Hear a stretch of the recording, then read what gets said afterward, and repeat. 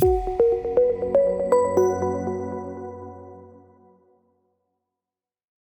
add a new slide to your presentation, start by navigating to the Home tab on your ribbon.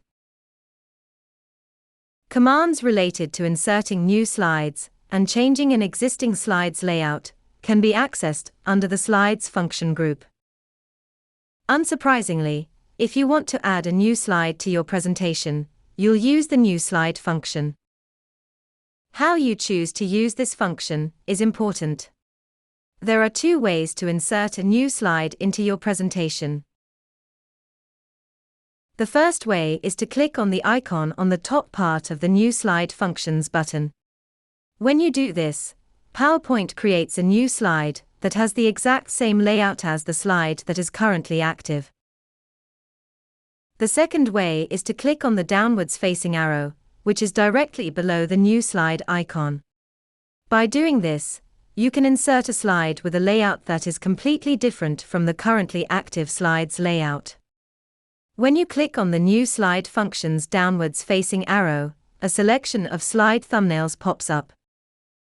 You will see that this pop-up window has descriptive titles, making it easier for you to select the correct slide for your specific needs. Take some time when you start using the template to look at the different designs and familiarize yourself with all the slides that you have to choose from. This will save you lots of time in the future. Some of the different thumbnail titles which group the different slide layouts are No Text Boxes, Dividers, and Content and Picture.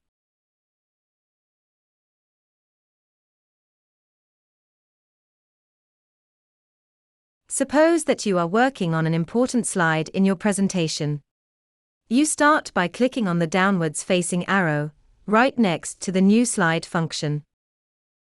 After spending some time adding your information to that slide, you realize that your slide's layout isn't doing a good job in getting your point across. Since you inserted the slide by using the downwards facing arrow approach, changing the slide's layout cannot be easier. Simply click on the Slide Layout function, right next to the New Slide function, and choose a different layout by clicking on one of the slide thumbnails. It is important that your slide's new layout is of the same type as the current layout. So stick to the thumbnails grouped under the same title as your current slide's thumbnail.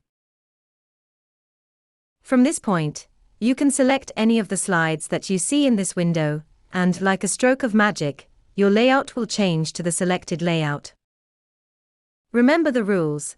PowerPoint is content box driven, so if you select a layout and your image or chart is gone, you might have selected the wrong layout type. So just select the right layout type and everything will update as it should.